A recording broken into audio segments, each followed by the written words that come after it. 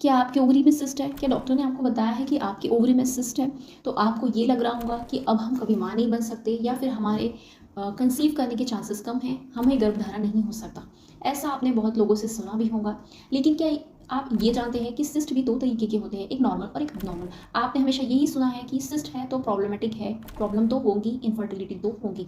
लेकिन आज हम आपको इस वीडियो में बताएंगे कि किस टाइप के सिस्ट होते हैं और कौन से सिस्ट नॉर्मल होते हैं जिनकी वजह से आपको कोई प्रॉब्लम नहीं होती, और कौन से सिस्ट अबनॉर्मल होते हैं जिसकी वजह से आपको प्रॉब्लम हो सकती है। वीडियो को पूरा एंड तक वॉच करना, अच्छे से समझ में आएगा तो टेंशन नहीं होगी। अगर समझने में आपको थोड़ा सा प्रॉब्लम हो गया तो आपकी टेंशन बिना वजह बढ़ती जाएगी। तो let's get started the video. सबसे कॉमन टाइप के होते हैं फंक्शनल सिस्ट। ये सिस्ट जो है आपके मेंस्ट्रुअल साइकिल का एक नेचुरल पार्ट होते हैं। आपकी ओवरीज में जब एग रिलीज होता है तब कभी कभी सिस्ट बन जाते हैं। तो ये 2 टाइप के होते हैं, फॉलिकुलर सिस्ट और कॉर्पस ल्यूटियम सिस्ट। अब फॉलिकुलर सिस्ट क्या होता है? जब आपका अंडा रिलीज होता है, यानी उसके जो आजू बाजू जो मतलब कवर जो फॉलिकल से होता है, जो एग के सराउंड, अंडे के सराउंड में जो होता है वो फॉलिकल बोलते हैं उसे। तो ये जो है अच्छे से ब्रेक नहीं होता है जब उसमें से अंडा निकलता है, तो इस वजह से इसका सिस्ट बन जाता है। सेकेंड जो सिस्ट होता है उसे हम कॉर्पस ल्यूटियम सिस्ट बोलते हैं। तब जब आपका अंडा रिलीज हो जाता है तो जो बचा हुआ फॉलिकल है वो लिक्विड से फिल हो जाता है और इसकी वजह से वहाँ पर सिस्ट बन जाते हैं।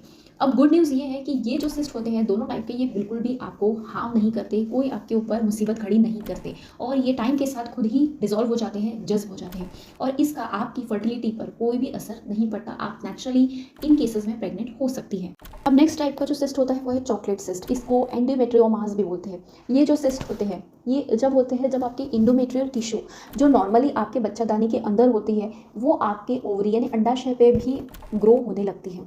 एंडोमेट्रियोसिस के केस में ये सिस्ट बन जाते हैं और इसीलिए इन्हें चॉकलेट सिस्ट भी कहा जाता है।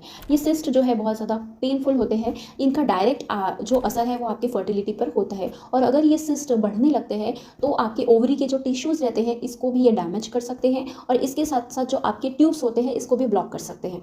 तो इससे आपको प्रेगनेंसी में प्रॉब्लम आ सकती है।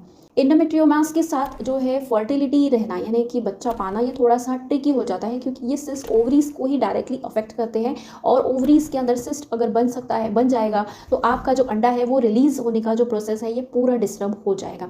लेकिन इसके साथ भी ट्रीटमेंट के ऑप्शंस अवेलेबल होते हैं, मेडिसिन भी होती है, सर्जरी होती है, हार्मोन थेरेपी होती है।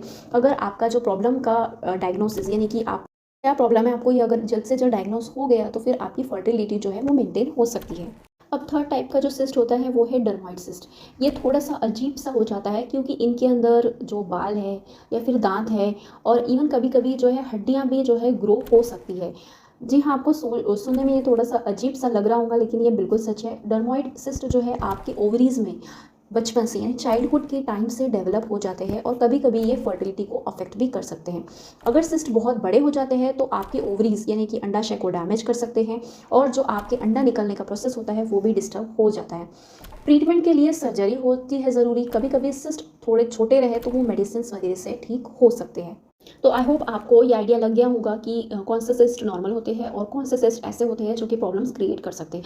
ओवरी में सिस्ट होने की वजह से सारा डिस्टर्बेंस होता है, अंडे का निकलना नहीं होता, उसका रिलीज़ होना नहीं होता, वो फैलोपियन ट्यूब में नहीं जाता, सारी चीज़ें डिस्टर्ब हो जाती हैं। इसकी वजह से आपको इनफर्टिलिटी होती है, बच्चा पैदा होने में या गर्भधारण होने में दिक्कत हो सकती है।